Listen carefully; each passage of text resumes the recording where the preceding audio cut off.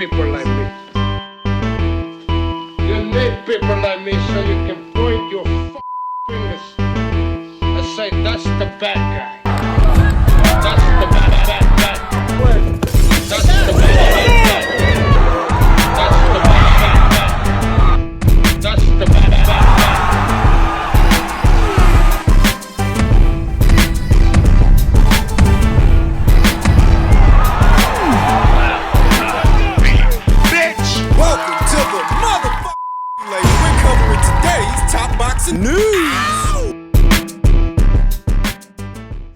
Thorsland versus Shernika Johnson for what was the undisputed bantamweight titles. Let's talk about the fight. This was a lot more lopsided than I originally anticipated. I went with Dina Thorsland to win the fight, and she did. But when I made that prediction, I didn't imagine that she would completely shut out Shernika Johnson, which is what she did, at least on my card, winning 10 out of 10 rounds.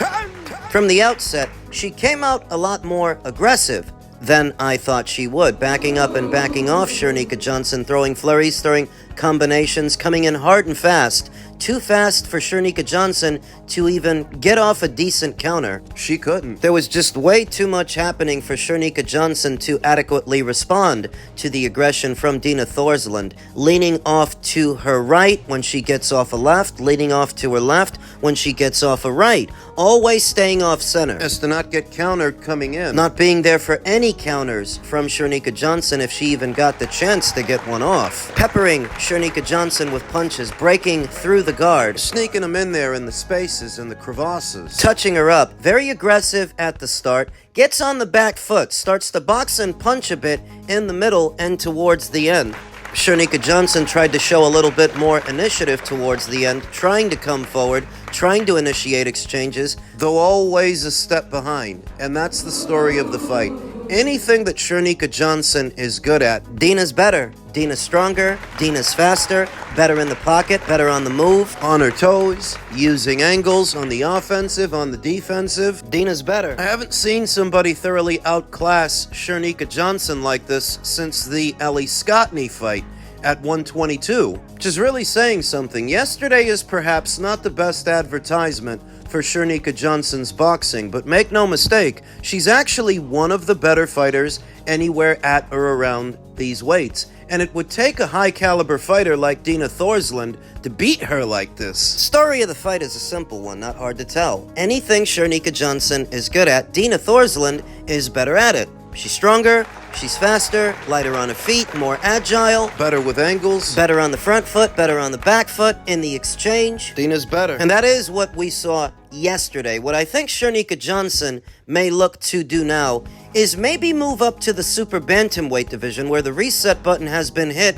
as a result of Ellie Scottney moving up and vacating all of her alphabet titles. Shernika Johnson has already reigned as an IBF champion at 122 before. I suspect that on the heels of this loss, she may move back up there again and see about winning a title up there. Perhaps. We also have to wonder what Dina Thorsland's going to do now.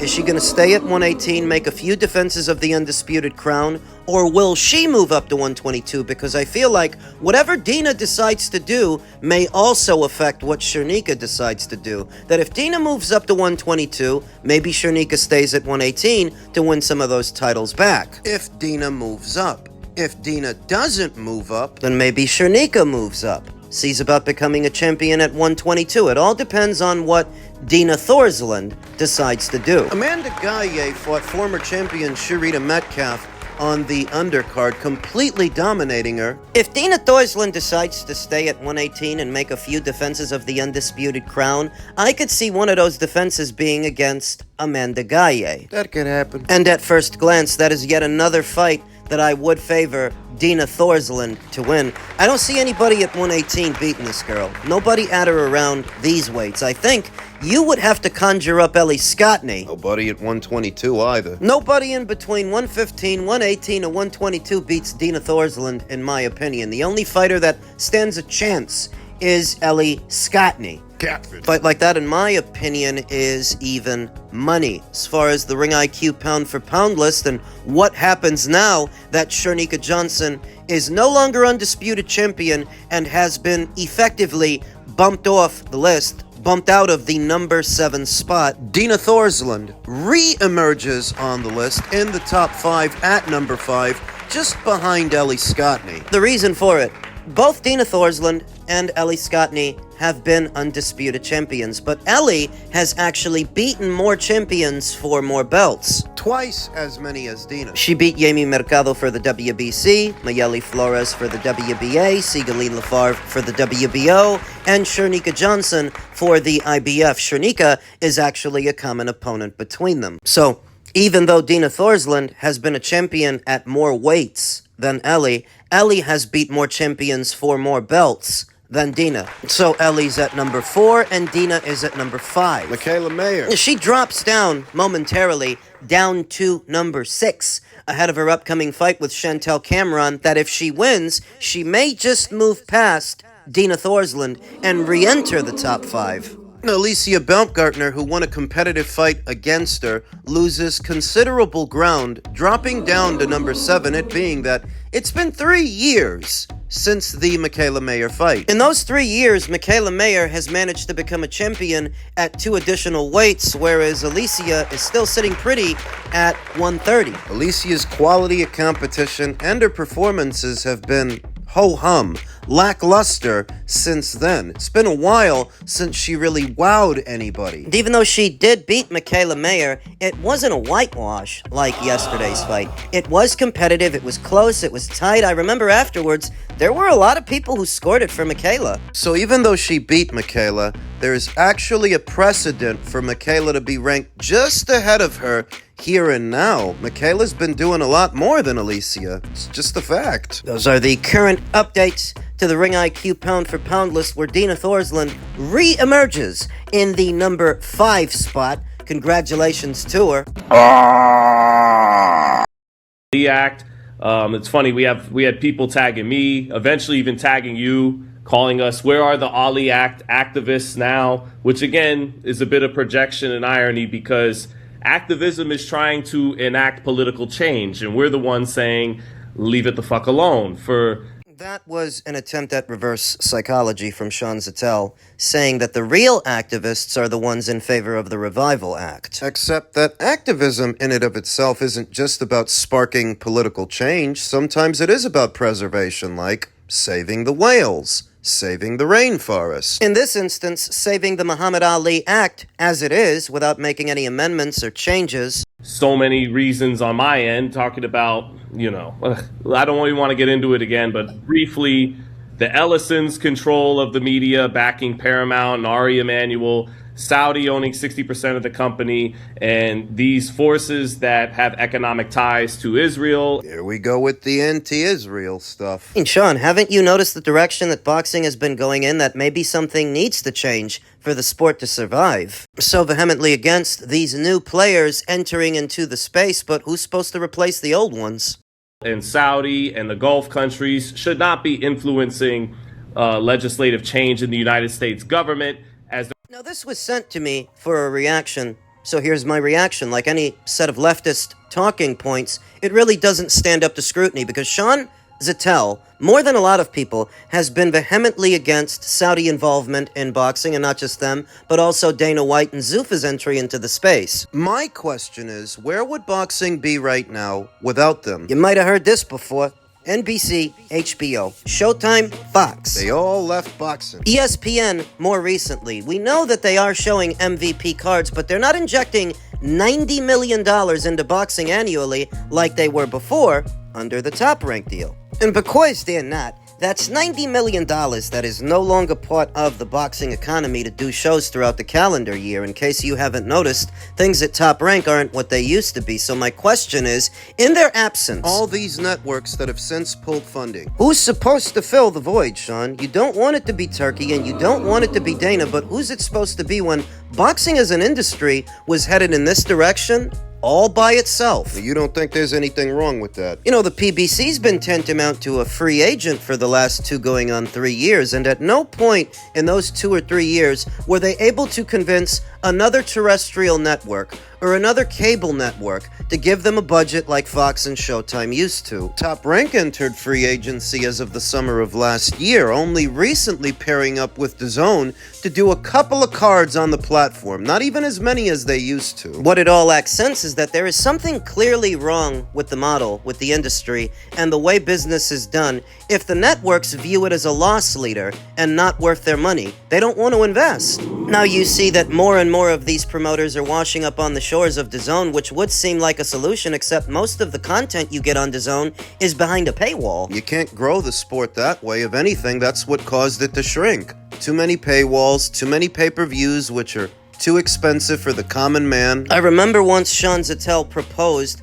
a sort of Avengers Assemble scenario where all the promoters get together. Seems they've essentially done that, but it's no substitute for how things used to be. This weekend is a perfect example. This past weekend and the one coming up where neither Golden Boy or PBC or Top Rank seem to have much of anything going on. Queensbury, Boxer.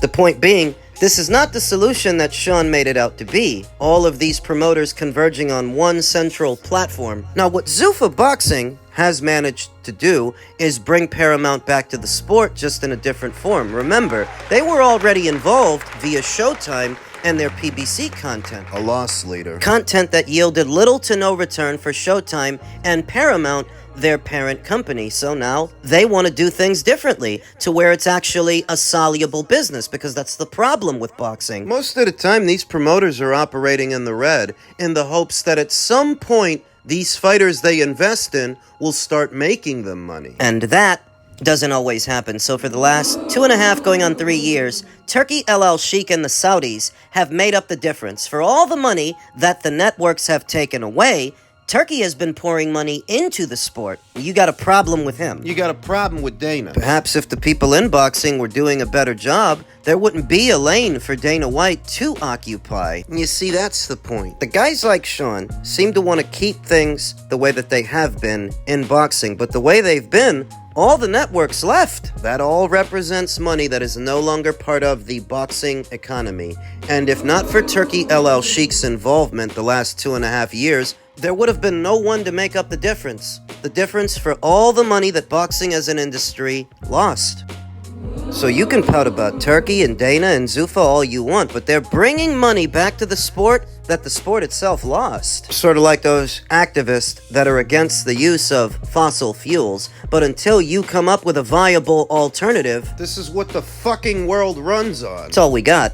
This parallel, it's not hard to understand. Sean doesn't want Turkey and Dana entering into the space like the activists don't want people using fossil fuels, but what's the alternative? More pay-per-views that Americans aren't buying? What's supposed to fill the void for all of the money that the networks have taken away?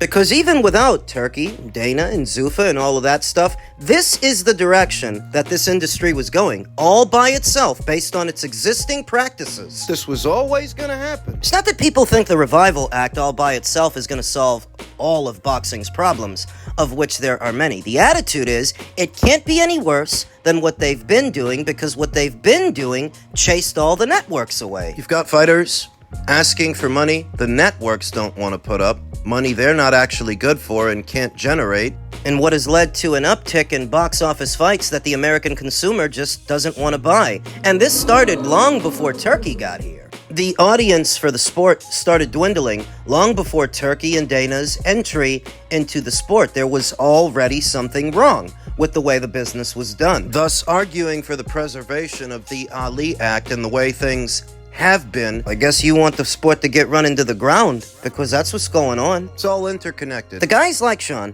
arguing in favor of the preservation of the Ali Act, as it has been, without any changes, are essentially arguing in favor of the same dubious business practices that have run the sport into the ground. Go back to Anthony Gurgis' previous tweet about the Don King situation, saying, Don King Promotions and several TKO Zuffa members were in conversations since February, with a bona fide offer sent thereafter. Noel and myself made it clear to Don King since January of this year he wanted to unify, and Opataya was the opponent that he wanted, given that he had a voluntary defense he could use. This information was withheld from Noel. Made sense to go after Jai since Zerto and David Benavidez were in conversations for what was their fight in May. But by the end of May, the WBC ordered the mandatory for Benavidez. 60 days later, we had yet to receive a bona fide offer. No date, no venue, no location for Benavidez. We find out that Don King Promotions never presented the TKO Zuffa offer to us and actually claimed they never received one. How does any of this tie into Sean Zittel and the preservation of the Ali Act? We now know that's a lie, and a clear violation of the Ali Act, but there's more, and that will come out over time. How does any of this tie into Sean Zittel and the preservation of the Ali Act? That for all of the people harping about the preservation of the Ali Act as it is, without any changes, this is the way the business has been done. Ali Act and all. At very most, it's just a guideline that the people in boxing know how to circumvent, like Don King circumvented it. The point being, when you argue in favor of the Ali Act as it is, without any changes, without any revisions, you're basically arguing for things to stay the same, but this sport cannot sustain if things stay the same.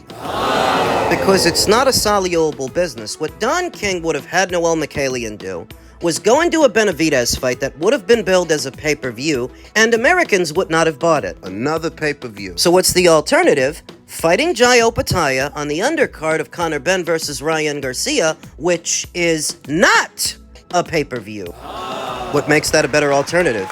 It not being a pay-per-view means it doesn't cost the consumer anything extra. It doesn't cost an arm and a leg to watch some boxing, so you can draw more people to the sport. The fighters, they're making good money. Great money. They get what they want out of it, and everybody wins. Encapsulated by veteran boxing scribe Jake Donovan, who said, there's so much that's wrong in this entire ordeal, I'll just limit my thoughts to highlighting the very flaws that exist with the current Ali Act. Not exactly sure why the preservation is being preached by those that are opposed to UBOs, much less defending Don King in any scenario. Make it make sense. The people against Dana's entry into the boxing space constantly harp about fighter exploitation, but the fighters are already being jerked by the people. That we're already here. Exploited by some of the promoters that were already here, the sanctioning bodies, and an infrastructure that's supposed to service them. Seems to do more to service itself. So when you're arguing for things to stay the same as they have been, well, this is how it's been.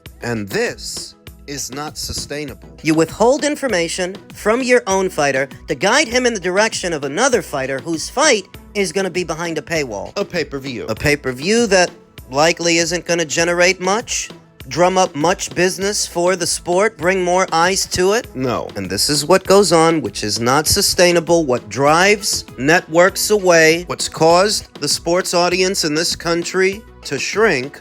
this is what you are arguing in favor of. Leftism never really pans out under scrutiny. That's my reaction to Sean Zittel's recent comments. It's just another example of the same thing. Go woke, go broke.